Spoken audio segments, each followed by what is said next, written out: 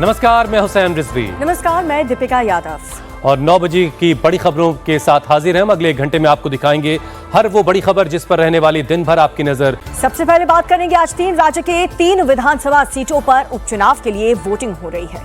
बिहार के बांकीपुर, मध्य प्रदेश की दतिया और गुजरात के मंजालपुर सीट पर सुबह 7 बजे से शुरू हुई वोटिंग को अब 2 घंटे बीत चुके हैं और इन 2 घंटों में कड़ी सुरक्षा के बीच वोट डाले जा रहे हैं। वोटिंग शाम 6 बजे तक यूं ही जारी रहेगी।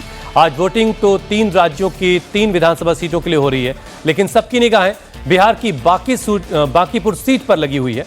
बांकीपुर में आज 3,89,000 मतदाता अपने मताधिकार का प्रयोग कर रहे हैं। यहां से बीजेपी के नीरज कुमार, जनसुराज के प्रशांत किशोर और आरजेडी की रेखा कुमारी गुप्ता उम्मीदवार हैं। एमपी की दतिया सीट पर उपचुनाव में मुख्य मुकाबला बीजेपी उम्मीदवार आशुतोष तिवारी और कांग्रेस के उम्मीदवार घनश्याम सिंह के बीच है। इनके अलावा गुजरात की मंजालपुर सीट पर बीजेपी के सत्येंद्र भाई पटेल और कांग्रेस के भीखा भाई रबारी के बीच मुकाबला है। उपचुनाव के नतीजे 3 अगस्त को आएंगे।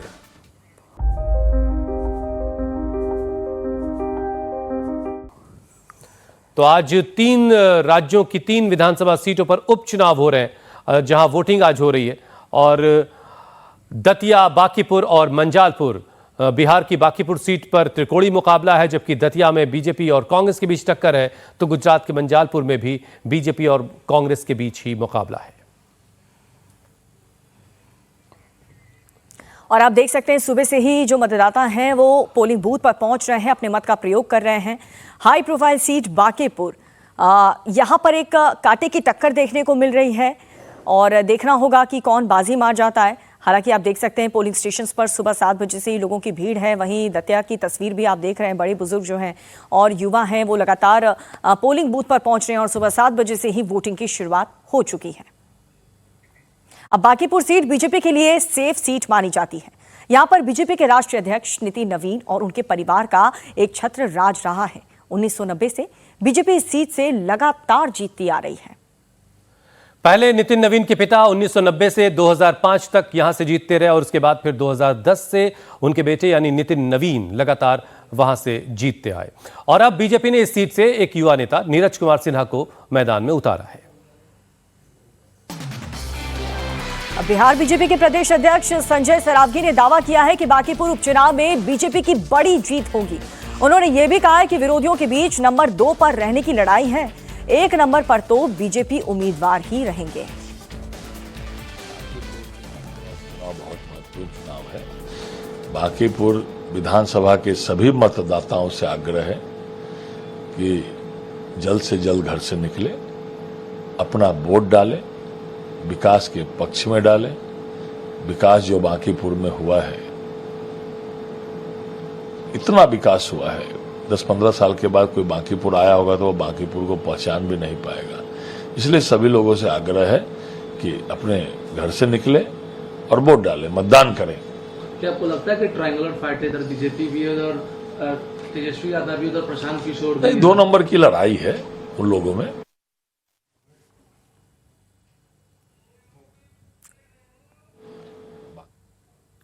और वहीं जेडीयू के विधायक श्याम रजक ने थोड़ी देर पहले बांकीपुर में वोट डाला। वोट डालने के बाद श्याम रजक ने दावा किया कि बांकीपुर उपचुनाव में कोई मुकाबला ही नहीं है। एक तरफा बीजेपी उम्मीदवार नीरज कुमार जीत रहे हैं। में हमारा यहाँ बूथ है, भानीपुर में घर है, तो मैंने आज वोट डाला है ईवीएम में। क्या लगता है कि इस बार जिस तरीके से विकास डेवलपमेंट को लेकर है लगातार बांकीपुर में जो हुई है, कोई संघर्ष नहीं है, एक तरफा है। तो अभी आपने बांकीपुर उपचुनाव को लेकर के नेताओं के अपने अपने दावे सुने। अब आपको सुनवाते हैं वहां के वोटर्स की बात। वो क्या कहते हैं, किस मुद्दे पर किसे वोट दिया जा रहा है। बांकीपुर विधानसभा में आज उपचुनाव हो रहा है। बीजेपी के राष्ट्रीय अध्यक्ष नितिन नवीन के राज्यसभा जाने के बाद ये सीट खाली हुई। हमारे साथ वोटर हैं जो वोट डाल के आ रहे हैं। वोट डाल दिया आपने? हाँ, मैंने डाल दिया है। अच्छा, तो ये बताइए क्या सोच कर डाला, मुद्दे मन में क्या थे? तो मुद्दे तो विकास का ही रहता है। हम लोगों ने पटना का जो विकास देखा है उसी के आधार पर हम लोगों ने वोट डालने का निर्णय लिया है। अच्छा, लेकिन यहाँ इस बार प्रशांत किशोर भी चूंकि मैदान में आए हैं, उसके बाद माना जा रहा था मुकाबला थोड़ा दिलचस्प हो सकता है। प्रशांत तो ठीक है, वो आदमी सही है जो भी हो, लेकिन अभी तक उनका कोई ऐसा प्रयास सामने नहीं आया जिससे लगे कि वो बिहार के डेवलपमेंट के लिए इसके लिए कोई बात कर रहे हो। वो बात ही कर रहे हैं, मैंने काम नजर नहीं आया है उनका। आपके मन में, महिलाओं के मन में क्या चल रहा है? महिला के लिए बहुत सुरक्षा है, पहले से बहुत अच्छा हुआ है। हम लोग खुशी महसूस करते हैं, हर मामले में हम लोग ज़्यादा लगता है कि ज़्यादा अच्छा हो गया है हम लोग के लिए।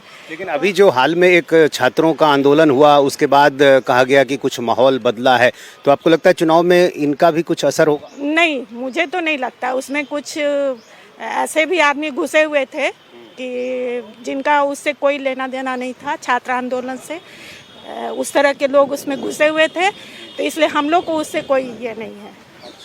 तो यहाँ पर देखिए लोग वोट डाल के आ रहे हैं। वोट डाल दिया आपने? लोकतंत्र का महापर्व है और हम लोग मतदान कर दिए हैं और इस बार हम लोग युवा। जैन जी क्या सोच रहे हैं? आप तो यूथ हैं। जी, जैन जी यहाँ नहीं चलेगा, ये बिहार है और बिहारी हर चीज़ में जैसे अग्रेसर भूमिका में रहती है, जो हैं वही रहेंगे। अभी हाल ही में तो हुआ, इतना आंदोलन हुआ और इसके बाद ये तुरंत चुनाव आ गया है। आपको लगता है इसका भी कुछ असर है? Gen Z wants change, everyone wants change, especially in Patna. यहाँ पे बहुत दिन से डोगमास चल रहा है जिसको टूटना बहुत ज़रूरी है, तो एक चेंज बहुत ज़्यादा रिक्वायर्ड है। 25 ईयर से कोई बंदा अगर यहाँ पे है तो उसको हटना ज़रूरी है। डेमोक्रेसी में उसका वही इम्पोर्टेंट है। मुद्दे यही है कि विकास हो, क्राइम कम हो, यही सब है। अच्छा, तो क्या लग रहा है कि इधर जो जब से नितिन नवीन यहाँ पर थे, जो कि लंबे समय से जीते आ रहे थे, कैसा रहा यहाँ विकास? अच्छा था। हाँ। इस बार अभी जो हाल में छात्रों का आंदोलन हुआ, आपको लग रहा है जो एक यूथ है, युवा है, उसकी वजह से कुछ नतीजे बदल भी सकते हैं? बदला तो है ही, वो आंदोलन किया छात्र तो देखे ही बदला ही। चुनाव पे असर होगा? हाँ, असर तो होगा ही।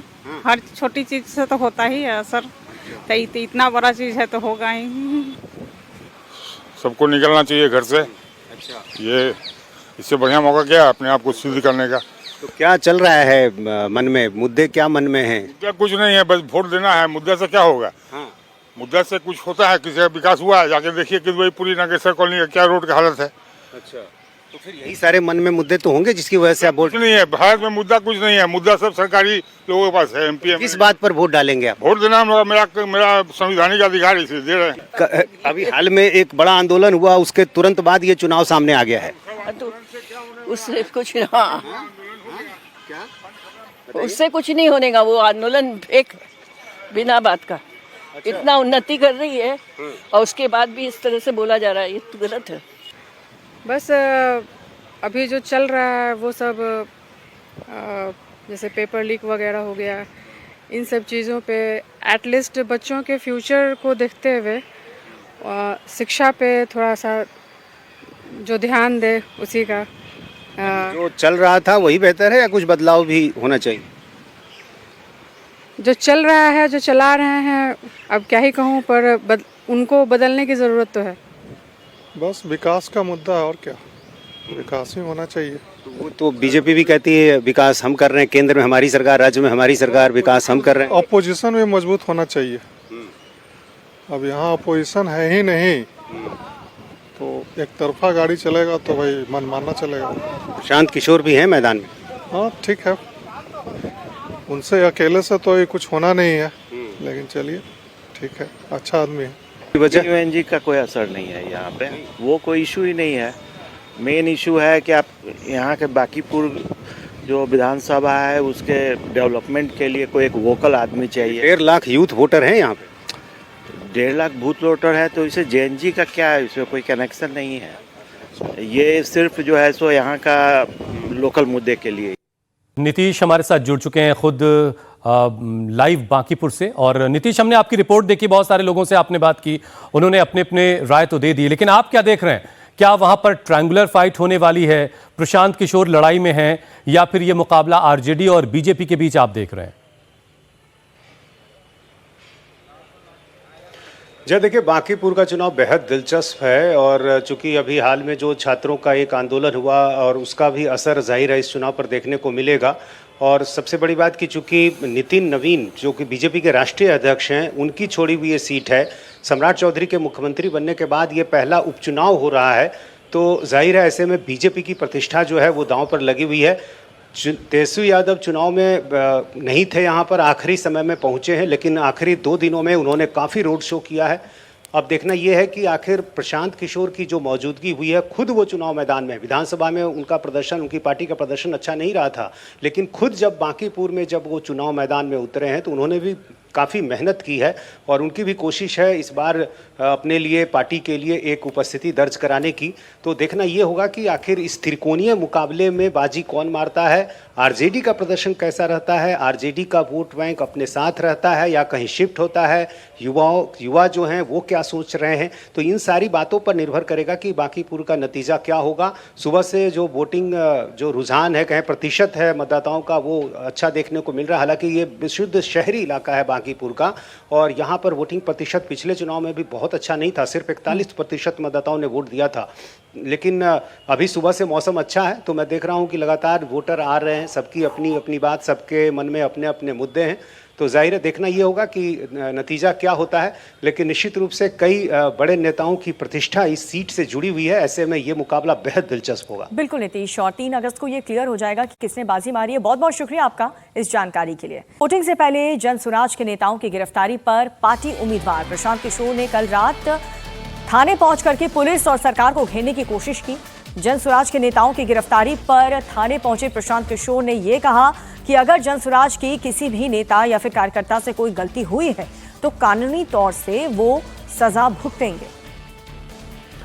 और उन्होंने आरोप लगाया कि किसी भी हालत में ये बात स्वीकार नहीं की जा सकती कि जनसुराज के नेताओं को पुलिस पकड़ ले और ये भी ना बताए कि उन्हें किस आरोप में पकड़ा गया है और उन्हें कहां ले जाके रखा गया है। प्रशांत किशोर कह रहे हैं कि सरकार असल में घबरा गई है और इसीलिए इस तरह के हथकंडे अपनाए जा रहे हैं उनके कार्यकर्ताओं के खिलाफ। करने के बाद बता पा रहे हैं कि 2 लोग जो यहाँ से डिटेन करके ले जाए गए हैं उनको दानापुर के किसी थाने में रखा गया है। इसके अलावा जो दूसरे लोग कहाँ हैं उसकी जानकारी के बारे में उन्होंने कुछ नहीं बताया। तो यहाँ अब हम लोग यहाँ से उठकर जाएंगे और चूंकि मामला पूरे पटना का है तो कल एसएसपी के साथ जाकर उनसे बात की जाएगी। तो हम लोग एसएसपी के यहाँ जाएंगे। कर उनको कहाँ ले जाया गया ये किसी को पता नहीं था। रात में 2 घंटे के मशक्कत के बाद ये पता चला कि उन सबको यहाँ से दानापुर शिफ्ट किया गया है। और जब इनकी हालत देखिए कि जैसे ही उन्होंने ये बताया कि दानापुर शिफ्ट किया है और मीडिया के साथी थे वहाँ, तो आधे घंटे के बाद पता चला कि वहाँ से उनको हटाकर शाहपुर थाना में रखा गया।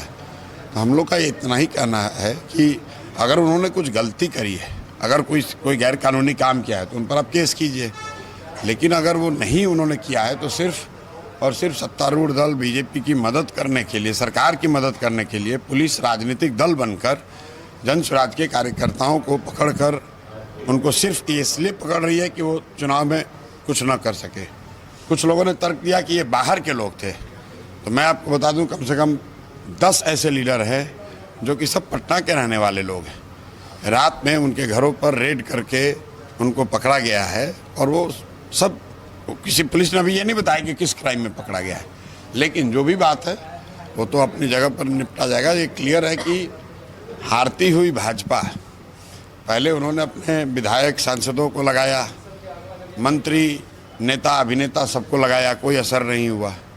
फिर उसके बाद उन्होंने अपने एनडीए के साथियों को लगाया, साथी दलों को, उसका भी असर नहीं हुआ। फिर इन लोगों ने नीतीश कुमार, बीमार नीतीश कुमार का एक फेक वीडियो भी जारी करके देख लिया, उसका भी असर नहीं हुआ। 2 दिन धुआंधार पैसा, घर घर पैसा बटा है। बिहार के लोगों के बच्चों के भविष्य की कीमत इन्होंने 1000 रुपये 1500 रुपये प्रति वोट लगाया है। जब कुछ भी काम नहीं आया, लोग पैसा लेने के बाद भी नहीं जब डिगे, तो कल इन्होंने पुलिस का इस्तेमाल किया है। और पुलिस का इस्तेमाल किया इसलिए कि सारे जो जनसुराज से जुड़े हुए लोग हैं उनको पकड़ें ताकि हम लोग को परेशान कर सकें। अब सारे लोग, हम लोग तो आप देख रहे हैं थाने में बैठे हुए 3 बजे तक, लेकिन उसका कोई असर नहीं है। अभी चुनाव शुरू हुआ है, एक एक बूथ पर पोलिंग एजेंट, लोग कहते हैं कि भैया कोई पोलिंग एजेंट होना चाहिए। हर बूथ पर जो पोलिंग एजेंट है, 5 बजे लोगों ने रिपोर्ट किया है, 5:30 बजे रिपोर्ट किया है। और मुझे खुशी है कि अच्छी पोल शांति से शुरू हुआ है और परिणाम अच्छा होगा। बांकीपुर के बाद अब सबकी निगाहें मध्य प्रदेश के दतिया सीट पर भी हैं। बीजेपी ने यहां नरोत्तम मिश्रा की जगह आशुतोष तिवारी को मैदान में उतारा है, जिसकी वजह से नरोत्तम मिश्रा और उनके समर्थकों में काफी नाराजगी थी, अच्छा खासा बखेड़ा भी हमने देखा। हालांकि बाद में पार्टी ने नरोत्तम मिश्रा को बना लिया।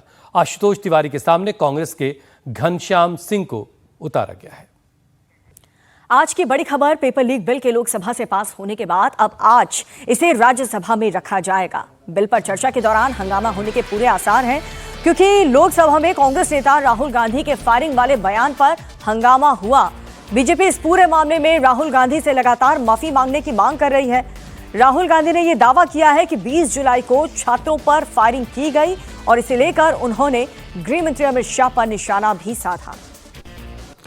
बीजेपी राहुल गांधी के इन दावों को गलत बताते हुए उनसे माफी की मांग कर रही है। बुधवार को सदन में कांग्रेस नेता मल्लिकार्जुन खड़गे भी इस मामले में सरकार से सवाल पूछ चुके हैं। आज राज्यसभा में एक बार फिर से ये बिल पर चर्चा के दौरान छात्रों पर पुलिस की कार्रवाई का मुद्दा उठ सकता है।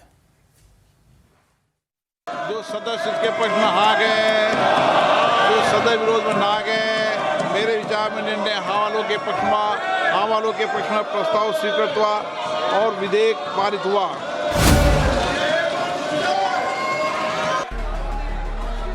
पेपर लीक बिल को आज राज्यसभा में पेश किया जाएगा। केंद्रीय मंत्री जितेंद्र सिंह इसे सदन में पेश करेंगे। बिल को बुधवार को ही रखा जाना था, लेकिन वंदे मातरम बिल पास होने के बाद हुए हंगामे की वजह से संसद की कार्यवाही को स्थगित करना पड़ा। अब आज राज्यसभा में इस बिल को पास करवाने के लिए सरकार को नंबर्स की टेंशन नहीं है, लेकिन कांग्रेस जिस तरह से लगातार गोल पोस्ट बदल रही है, उससे चर्चा में अड़चन आ सकती है। राज्यसभा में पेपर लीक बिल के आने से पहले ही कांग्रेस अपने तेवर दिखा चुकी है। 20 जुलाई को छात्रों के प्रोटेस्ट के दौरान पुलिस एक्शन को लेकर कांग्रेस हमलावर है। कांग्रेस और दूसरे विपक्षी दल पेपर लीक संशोधन कानून की कमियों, संसद मार्च के दौरान छात्रों पर पुलिस की कार्रवाई और गृह मंत्री के इस्तीफे की मांग पर हंगामा कर सकते हैं। कांग्रेस का आज राज्यसभा में क्या रुख होगा, इसकी लाइन लोकसभा में विपक्ष के नेता राहुल गांधी ने तय कर दी। राहुल ने लोकसभा में पेपर लीक पर अपने भाषण के दौरान मुद्दे पर एक भी पॉइंट नहीं रखा। उन्होंने बार बार निशाना अमित शाह पर रखा, इधर उधर की बात की। इसका ही नतीजा था कि उनका भाषण भी पूरा नहीं हो पाया। राहुल गांधी पैलेट गन के इस्तेमाल को लेकर हवाई फायरिंग करते रहे। Sir, the home minister authorised the shooting of our students, sir. He put pellets into the blood of our students. He ordered the students of India to be shot. क्या बोल रहे हैं? कौन सा ऑर्डर है? वो ऑर्डर का copy आप निकाल के बताइए। आपने कहा होम मिनिस्टर ने ऑर्डर दिया है फायरिंग के लिए, आप वो ऑर्डर का कॉपी निकालिए। आप बताइए किसने आपको बताया, कौन सा ऑर्डर नंबर, किस व्यक्ति को कहा है, कौन सा अधिकारी, आप कॉपी निकाल करके सदन में रखिए। राहुल गांधी तो आरोप लगाकर निकल लिए, लेकिन बीजेपी ने इसे पकड़ लिया। राहुल गांधी के निशाने पर पहले धर्मेंद्र प्रधान आए थे, अब केंद्रीय गृह मंत्री अमित शाह हैं, लेकिन इस बार बीजेपी राहुल को छोड़ने के मूड में नहीं है। The use of force can only be authorized by the Home Minister. No. It cannot be authorized either by the Home Minister or the Prime Minister. ऐसे नहीं चल सकता सर। आप प्रूफ दिखाओ। आपको माफी मांगना होगा सर, ये इसको हम हल्के में नहीं ले सकते, नहीं तो कल को कोई भी मेंबर उठ के कुछ भी बोलेगा। राहुल गांधी ने पहले पैलेट गन चलाने का आरोप लगाया, बुधवार को फायरिंग की बात पर अड़ गए। इस बीच दिल्ली पुलिस ने आधिकारिक तौर पर कह दिया है कि छात्रों पर फायरिंग के आरोप गलत है। रांची से दिल्ली आई कि स्टूडेंट नूतन टोप्पो ने आरोप लगाया कि 20 जुलाई को कनॉट प्लेस इनर सर्कल पर प्रोटेस्ट के दौरान उनके कान के पास गोली जैसी चीज लगी। राम मनोहर लोहिया अस्पताल के डिस्चार्ज समरी में डॉक्टर्स ने गन शॉट लिखकर वहां क्वेश्चन मार्क लगाया, लेकिन नूतन टप्पो की एमएलसी में डॉक्टर ने गन शीट की इंजरी होने से इनकार कर दिया। डॉक्टर ने साफ साफ लिखा है कि चोट किसी ब्लंट ऑब्जेक्ट से लगी है। फैक्ट चेक में राहुल गांधी का दावा कहीं टिक नहीं रहा, इसलिए बीजेपी से लेकर सरकार तक सभी राहुल गांधी पर हमलावर हैं। सबसे पहली बात तो ये कि जब वो कहते हैं कि गृह मंत्री जी ने गोली चलाने का आदेश दिया और उसे ऑथेंटिकेट करने में नाकाम है, तो सबसे पहली बुनियादी बात कि कहीं भी गोली चलाने का आदेश कोई मंत्री नहीं देता, वो मैजिस्ट्रेट देता है, एसडीएम देता है, डीएम देता है। हम सब विधायक रहे हैं, सांसद रहे हैं, हमारे अनुभव में है। इसका अर्थ ये हुआ कि उन्हें सार्वजनिक जीवन का भी अनुभव में अभाव है। दूसरी बात, ये बार बार स्पष्ट किया गया कि गोली चली ही नहीं, अश्रु गैस, टीयर गैस का इस्तेमाल हुआ, लेकिन जब गोली चली ही नहीं तो आदेश देने का सवाल ही नहीं पैदा होता। राहुल गांधी के दावे में उनके सहयोगियों को भी दम नजर नहीं आता। लोकसभा में राहुल के पक्ष में खड़े हुए अखिलेश यादव को भी किरेन रिजिजू के तर्कों के बाद बैठना पड़ गया। अध्यक्ष महोदय, अगर नेता प्रतिपक्ष ने कोई गंभीर आरोप लगाया सरकार पे, तो ये सरकार की जिम्मेदारी बनती है कि किसके ऑर्डर पे पुलिस ने बच्चों पर, छात्रों पर, युवाओं पर इस तरह का व्यवहार किया है। ये सही बात है। नहीं अध्यक्ष महोदय, ये अगर गृह मंत्री जी का नहीं है।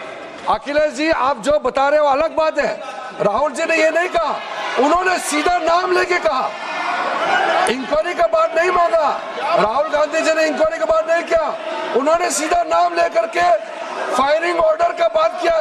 कैसे बात कर सकते हैं आप? ये आप समझते हैं कितना गंभीर आरोप है? आप अगर इंक्वायरी का मांग करता है या वो ठीक है, हम मानते हैं। अखिलेश जी, अरे अखिलेश जी, आप जो कह रहे हैं वो अलग है। राहुल गांधी जी ने जो बात कहा बिल्कुल अलग बोला है। राहुल को भी समझ आ गया है कि उनका दावा भारी पड़ सकता है। बीजेपी ने स्पीकर से शिकायत कर दी है, इसलिए राहुल गांधी ने सदन में भाषण देने के बाद जब प्रेस कॉन्फ्रेंस की तो फायरिंग की बात को गोल कर गए। ये व्यक्ति अमित शाह जी होम मिनिस्टर हैं। पैलेट गन की यूज, लीथल फोर्स की यूज बिना होम मिनिस्टर के परमिशन लिए नहीं किया जा सकता है। हमने भी सरकारें चलाई हैं, हम जानते हैं कि अगर गोली चलाने की बात आती है, पैलेट गन की यूज की बात आती है, तो the last call is the home minister and the prime minister. We know that. तो either the home minister, इन्होंने ऑर्डर किया, युवाओं को मारने का ऑर्डर, लाठी चलाने का ऑर्डर, पैलेट गन का यूज का ऑर्डर, या फिर इनको मालूम ही नहीं था। राहुल भले ही फायरिंग की बात से पलट रहे हों, लेकिन बीजेपी राहुल को छोड़ने के मूड में नहीं है। जबकि कोई फायरिंग हुई नहीं है, तो ये किस प्रकार का झूठा आरोप राहुल गांधी जी लगा रहे हैं? उन्होंने माफी मांगनी चाहिए, सदन में माफी मांगनी चाहिए, देश के साथ माफी मांगनी चाहिए उनके झूठे आरोपों के लिए। लोकसभा में पेपर लीक बिल पास हो चुका है। राहुल ने फिर गलत बयानी करके परेशानी खड़ी कर ली है। अब देखना है कि आज राज्यसभा में कांग्रेस सरकार पर हमले के लिए किन किन हथियारों का इस्तेमाल करती है। बड़ी खबर मध्य प्रदेश से है, जहां मूंग की दाल की उपज खरीदने को लेकर चल रहा आंदोलन खत्म हो गया। सरकार और किसानों के बीच 60% मूंग की खरीद पर सहमति बन गई है। इसके साथ साथ ई टोकन का जो इंतजाम है वो अब खत्म कर दिया गया है। इसका मतलब ये है कि सरकार 1 एकड़ में उगने वाली 60% मूंग की जो खेती है वो किसानों की खरीद लेगी। 1 एकड़ में और 5 क्विंटल मूंग पैदा होती है। इस हिसाब से करीब 2.8 क्विंटल मूंग किसान सीधे सरकार को बेच पाएंगे। हालांकि किसान ये चाहते हैं कि सरकार पूरी की पूरी मूंग खरीदे। किसानों के लिए 10 अगस्त तक स्लॉट की बुकिंग होगी और 20 अगस्त तक इसे खरीद लिया जाएगा। किसान संगठन के मेंबर्स और सरकार के 3 मंत्रियों ने तकरीबन 3 घंटे तक बातचीत की, जिसके बाद सरकार ने 60% खरीद का भरोसा दिया। किसानों ने सरकार के फॉर्मूले पर संगठन के बाकी लोगों से बातचीत की, जिस पर ज्यादातर किसान राजी हो गए और वापस लौट गए। मेरे पीछे दिखाई दे रही ये तस्वीर रोशनपुरा चौराहे की है। यहाँ से महज 500 मीटर की दूरी थी सीएम कार्यालय की, सीएम हाउस की, जहाँ पर ये जो 19 किसानों के संगठन थे मूंग उत्पादक जिलों के, जिनकी मांग थी 25% जो एमएसपी तय की थी उसके बजाय 100% पर खरीदी होनी चाहिए थी। यहाँ से सीएम हाउस घेराव के लिए निकलने वाले थे, लेकिन तकरीबन 3 घंटे चली मीटिंग के बाद अब ये कहा जाए कि वो तमाम किसान जो हैं वो मान गए हैं और अब सीएम हाउस का घेराव नहीं होगा। यही वजह है कि यहाँ पर अब भीड़ जो है वो ख़त्म हो चुकी है। तमाम जो किसान नेता हैं वो जा चुके हैं और जो किसान भी थे वो भी जा चुके हैं। और उस मीटिंग में जो सरकार के साथ तकरीबन 3 घंटे चली, उस मीटिंग में जो किसान नेता शामिल थे उनमें से एक हमारे साथ मौजूद। हमने वहाँ पे 60% पे अभी हाँ नहीं भरी थी। फिर यहाँ आए, किसानों से हमने राय ली। जब किसानों ने बोल दिया चलो ठीक है, बात मान जाते हैं, इसके बाद में फिर हमने उधर साहब से भी हाँ बोला। अब बड़ी खबर पश्चिम बंगाल से, जहां पर बीरभूम पुलिस ने टीएमसी लीडर अनुव्रत मंडल के करीबी के घर पर रेड करके 28.5 करोड़ से ज्यादा का कैश और 15 किलो गोल्ड बरामद किया। छापेमारी में 1-1 किलो की सोने की 14 ईंटें, 100 ग्राम के सोने के 10 बिस्किट्स। देर रात शुरू हुआ सर्च ऑपरेशन सुबह तक चलता रहा, जिसमें करोड़ों का कैश देखकर पुलिस वाले भी हैरान हो गए। पैसों को गिनने के लिए नोट गिनने वाली मशीन मंगवानी पड़ी। दरअसल पुलिस ने जिस मीनार मंडल के घर पर रेड की वो रेत माफिया और स्टोन बिजनेस करने वाले टुल्लू मंडल का साला है। मीनार मंडल सरकारी बस ड्राइवर था, बाद में वो टुल्लू मंडल के साथ ही काम करने लगा। टुल्लू मंडल बीरभूम तृणमूल कांग्रेस प्रमुख अनुव्रत मंडल का बेहद करीबी रह चुका है। अनुव्रत मंडल पशु तस्करी के मामले में जेल काट चुके हैं और अभी जमानत पर हैं। बीरभूम में जो पूरा इतना कैश, इतना गोल्ड, ये सब खबर आ रहा है, तो law will take its own course. तो इसका आजू बाजू में जो नेम्स आ रहा है, ये किसका आदमी है, वो किसका आदमी है, ये सब नाम अभी तो सब ये अच्छा तृणमूल, ताकिया तृणमूल, ये सब लीडर्स का नाम आ रहा है। सबको पुष्ट करना चाहिए। वो जो लोग जिसका प्रोटेक्शन में थे सबको पूछताछ करना चाहिए। सब्जेक्ट नहीं है कि अगर कुछ आज रिकवरी हुआ तो वो तो एनालिसिस तो आज का ऊपर होगा, एनालिसिस तो यस्टरडे के ऊपर नहीं होगा। तो आज जिसके घर से मिल रहा है तो अभी तो ये डिस्कवर हो रहा है जो वहां पर ये सब है, तो वो जिसका आदमी है, किसका आदमी है, तो ये जो लोग का आदमी है तो उसको ये रिस्पॉन्सिबिलिटी होगा। आज श्रावण मास का पहला दिन है, जिसे लेकर के तमाम मंदिरों में महादेव के भक्त पूजा कर रहे हैं। तो वहीं यूपी के मुख्यमंत्री योगी आदित्यनाथ ने भी श्रावण मास के पहले दिन पूजा अर्चना की। सीएम योगी वाराणसी में हैं। ऐसे में सीएम ने पहले काल भैरव मंदिर में पूजा की, फिर काशी विश्वनाथ मंदिर में जलाभिषेक पर विधिवत पूजा अर्चना की। आज से सावन के पवित्र महीने की शुरुआत हो गई है, जिसे लेकर के सुबह से ही महादेव के मंदिर में भक्तों की भारी भीड़ उमड़ रही है। पहले दिन आपने देखा पूजा अर्चना की तस्वीरें सुबह से ही सामने आ रही हैं। जलाभिषेक करने की तस्वीर, भारी संख्या में श्रद्धालु पहुंच रहे हैं। वहीं उज्जैन के महाकाल मंदिर की विशेष भस्म आरती में भी हजारों भक्त पहुंचे। मान्यता है कि इस पूरे महीने भगवान शिव और माता पार्वती पृथ्वी लोक पर रहते हैं और अपने भक्तों की हर मनोकामना पूरी करते हैं। बड़ी खबर दिल्ली से, जहां पर पिछले 24 घंटे में हत्या की 3 वारदातें हुई हैं। दिल्ली के केशवपुरम में 20 साल की युवती की गोली मारकर हत्या कर दी गई। दिल्ली के ही भारत नगर पार्क में युवक युवती पर चाकू से हमला कर दिया गया। हमले में युवक की मौत हो गई है। युवती अस्पताल में भर्ती है। इसके अलावा उत्तर पूर्वी दिल्ली में चाकू घोंपकर एक नाबालिग की हत्या कर दी गई है।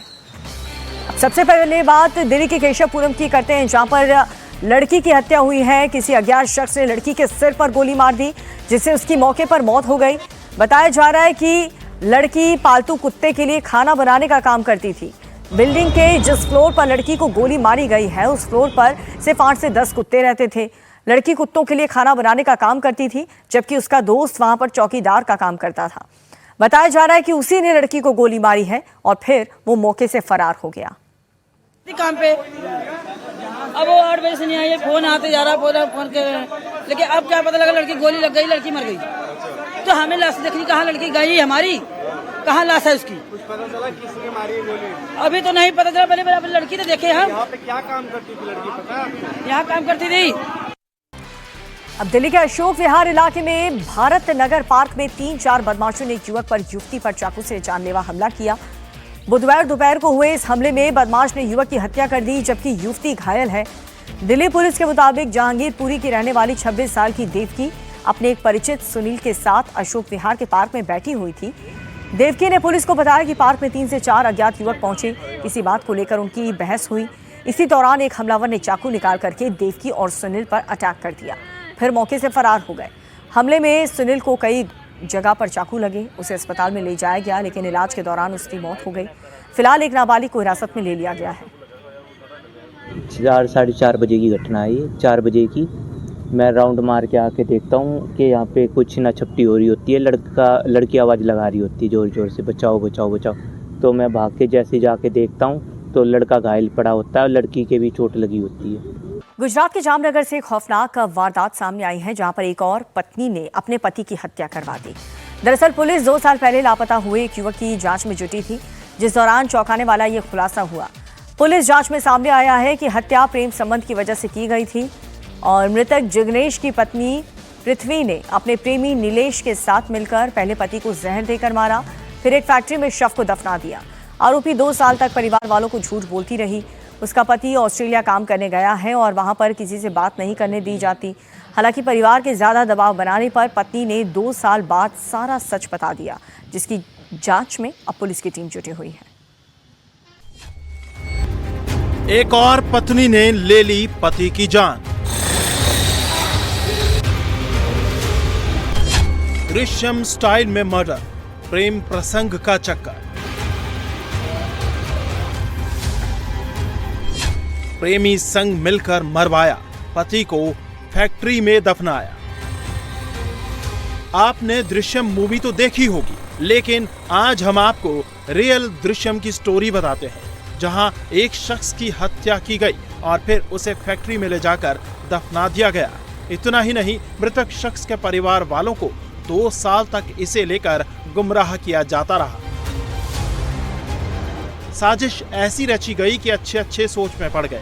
परिवार वाले 2 साल तक बेवकूफ बनते रहे और जब असलियत सामने आई तो सबके पैरों तले जमीन खिसक गई, क्योंकि आरोपी कोई और नहीं बल्कि मृतक की पत्नी ही निकली।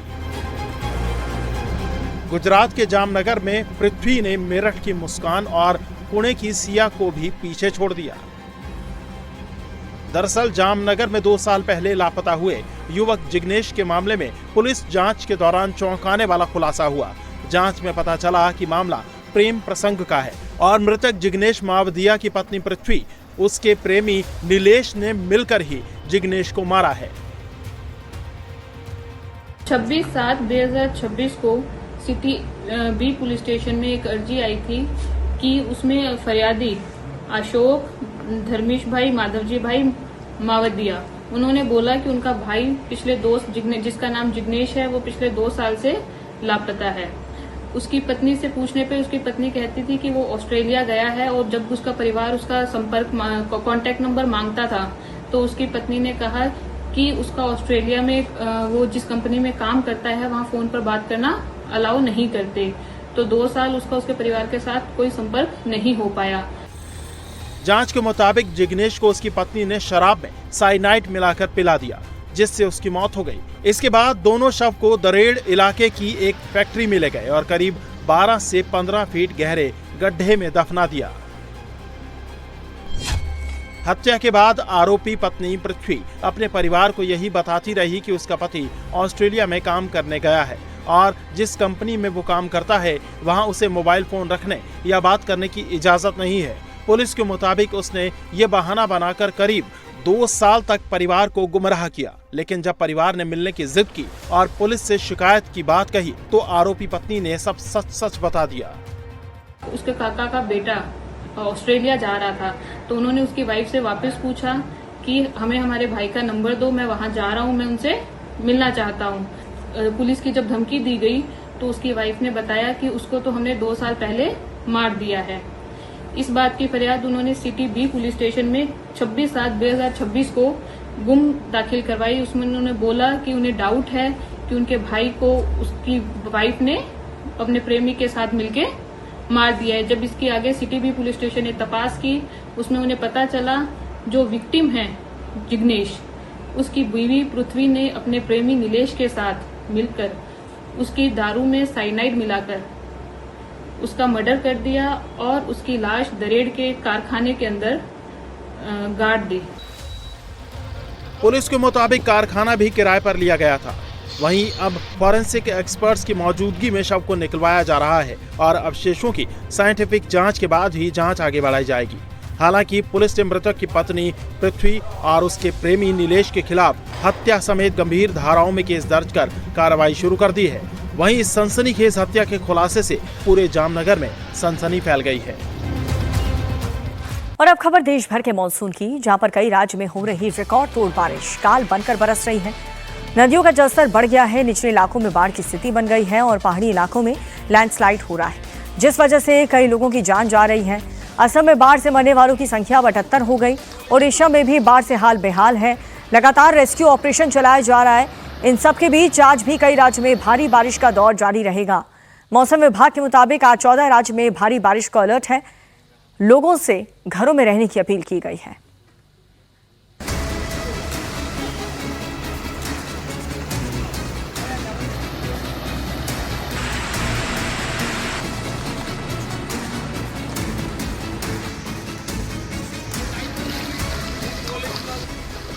जहां तक नजर जाएगी सिर्फ पानी ही पानी नजर आएगा।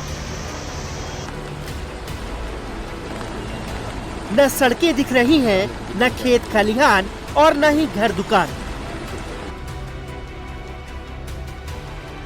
बाढ़ बारिश ने ऐसा कहर मचाया है कि सब डूब गए हैं और लोग इन सब के बीच रहने को मजबूर हैं। तस्वीरें ओडिशा के भद्रक की हैं, जहां भारी बारिश के बाद बैतरणी नदी खतरे के निशान से ऊपर बह रही है। गांव के गांव जलमग्न हैं और कई इलाकों में बाढ़ का खतरा बढ़ता जा रहा है। अखुआपाड़ा में बैतरणी नदी खतरे के निशान से करीब 2 मीटर ऊपर बह रही है। बैतरणी नदी का जलस्तर 20.43 मीटर के ऊपर पहुंच गया है, जबकि यहां खतरे का निशान 18.33 मीटर है। ऐसे में प्रशासन लगातार स्थिति पर नजर बनाए हुए है। बाढ़ का असर सड़क मार्ग पर भी पड़ा है, जहां भद्रक और जाजपुर को जोड़ने वाला मुख्य सड़क मार्ग पानी में डूब गया, जिससे दोनों जिलों के बीच संपर्क पूरी तरह से टूट गया और इलाके के लोगों को आने जाने में दिक्कतों का सामना करना पड़ रहा है। भंडारी पोखरी ब्लॉक के निचले इलाकों की स्थिति सबसे ज्यादा चिंताजनक बनी हुई है। यहाँ की 5 ग्राम पंचायतें पूरी तरह से जलमग्न है। हालांकि बाढ़ प्रभावित इलाकों में राहत और बचाव का काम लगातार जारी है और लोगों को सुरक्षित जगहों पर पहुंचाने का काम तेजी से जारी है। प्रशासन ने निचले और संवेदनशील इलाकों में रहने वाले लोगों से सतर्क रहने की अपील की है और बेवजह बाढ़ के पानी में जाने से बचने को कहा गया है। ओडिशा के अलावा असम में भी SDRF सड़कों पर है। जगह जगह पानी भरा है। बाढ़ प्रभावित इलाकों से लोगों को निकाला जा रहा है। प्रशासन ने अलर्ट जारी किया हुआ है। राज्य में बाढ़ से मरने वालों की संख्या 78 हो गई है और 7 जिलों में 3 लाख से ज्यादा लोग प्रभावित हैं। गुजरात के अहमदाबाद से भी परेशान करने वाली तस्वीरें सामने आई, जहां 23 जुलाई को हुई भारी बारिश का असर 7 दिन बाद भी दिख रहा है। 7 दिन बाद भी कई इंडस्ट्रियल एरिया में पानी भरे होने की वजह से काम ठप पड़ा है। सबसे ज्यादा असर बावला और साड़ंद में देखा जा रहा है, जहां कमर तक सड़कों पर पानी भरा है। न इलाके में बिजली की सप्लाई है, न ही कोई दूसरे इंतजाम, जिसके चलते बड़े बड़े प्लांट्स बंद कर दिए गए हैं। मजदूरों और कर्मचारियों को छुट्टी दे दी गई है। करीब 6-7 दिन हो गए, अभी तक यहाँ पे पानी जो है वो नहीं उतरा है। हम इस वक्त गैलप्स इंडस्ट्रियल पार्क में हैं और ये पूरा का पूरा जो हजारों एकड़ में फैला हुआ पार्क है वो एक तरह से तालाब में परिवर्तित है और बड़ी बड़ी कंपनीज, ये पीछे जो आप देख रहे हैं ये नेदरलैंड बेस्ड वेस्टास का प्लांट है, जो विंड टर्बाइन बनाती है कंपनी। ऑपरेशंस पूरी तरह ठप पड़े हुए हैं। अभी भी कंपनी के कंपाउंड में पानी आपको देखने को मिलेगा और यहाँ अगर आप आगे जाएंगे, धीरे धीरे आप जाएंगे तो पानी का जो स्तर है वो और बढ़ता ही जाएगा। पानी इस पार्क के अंदर आने के लिए आपको जो है ट्रैक्टर की मदद लेनी पड़ेगी। आज भी करीब 7वें दिन भी आपको ट्रैक्टर की मदद लेनी पड़ेगी और अभी भी बताया जा रहा है कि जो पानी है वो अगले कुछ दिन तक नहीं उतर पाएगा। मिनिमम 5 से 7 दिन लगेंगे। यहाँ पीछे अगर आप देखें अभी भी व्हीकल जो हैं वो फंसे पड़े हैं और उनको यहाँ से निकालने की अभी कोई कोशिश भी नहीं कर रहे हैं। महाराष्ट्र में भी बारिश ने तबाही मचाई हुई है। नागपुर समेत पूरे विदर्भ के लिए मौसम विभाग ने 31 जुलाई तक अलर्ट जारी किया है। नागपुर में बारिश के पानी में फंसे स्कूल के छात्र और स्टाफ को क्रेन की मदद से सुरक्षित निकाला गया। वीडियो नरेंद्र नगर इलाके के एक स्कूल का है, जहां भारी बारिश के बाद इलाके में पानी भर गया था, जिसके बाद प्रशासन ने रेस्क्यू ऑपरेशन चलाकर सभी को सुरक्षित निकाला। वहीं मौसम विभाग के मुताबिक आज भी कई जगहों पर भारी बारिश होगी। ऐसे में ऑरेंज अलर्ट जारी किया गया है। विदर्भ सारे जो दक्षिण छत्तीसगढ़, दक्षिण मध्य प्रदेश, इसमें मानसून का जो मानसून ट्रफ कहते हैं, अभी तो मतलब राजस्थान के ये अनूपगढ़ से लेकर अनूपगढ़ से पिलानी से और मध्य प्रदेश के सतना होकर के अब जो अपना जो विदर्भा में जो डीप डिप्रेशन है क्षेत्र है और जो दक्षिण छत्तीसगढ़, दक्षिण उड़ीसा होकर के बे ऑफ बंगाल में मतलब उस तरफ मुड़ रही है। इसके कारण मानसून स्थिति अच्छी है। अभी मानसून का ट्रफ भी नीचे आ गया, इससे बारिश ऐसा मिलने की संभावना है और काफ़ी अच्छा बारिश होने की संभावना है। इसलिए जो है ना थोड़ा सभी जनता को इस ध्यान से भारी वर्ष से अपने एकदम सुरक्षित जगह पे रहने के लिए सलाह दी जाते हैं मौसम विभाग से। मैदानी इलाकों के साथ साथ पहाड़ी इलाकों में भी मानसून कहर बरपा रहा है। उत्तराखंड के बागेश्वर और देहरादून में भारी बारिश को लेकर ऑरेंज अलर्ट जारी किया गया है। सभी स्कूल बंद रखने के निर्देश दिए गए हैं और प्रशासन अलर्ट मोड पर है। वहीं जम्मू कश्मीर में भी आज भारी बारिश की संभावना है। IMD की माने तो 2 अगस्त तक अचानक बाढ़ की चेतावनी है। कुछ जगहों पर लैंडस्लाइड भी हो सकता है, जिसे लेकर प्रशासन ने अलर्ट रहने को कहा है। आज दिल्ली, यूपी समेत 14 राज्यों में भारी बारिश की चेतावनी है, जिस दौरान 40 से 60 किलोमीटर प्रति घंटे की रफ्तार से हवाएं चलने का अनुमान है।